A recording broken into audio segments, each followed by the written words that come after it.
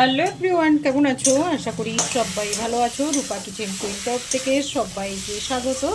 আজকে আমি রান্না করব ছোট মাছ, পার্শে মাছ, আলু আর কচুরমুখী। কেউ বলে গাটি কচু আর কেউ বলে কচুরমুখী, যে যেটা বলতে পারো আর বলো, সেটা কোনো ব্যাপার না।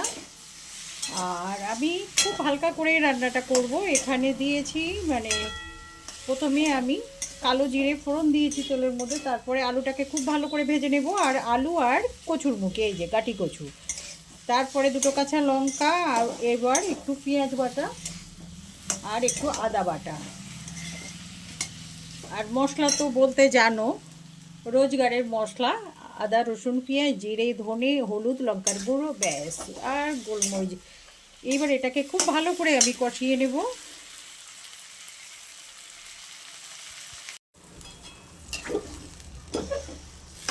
এইবার আমি জলটা দেব।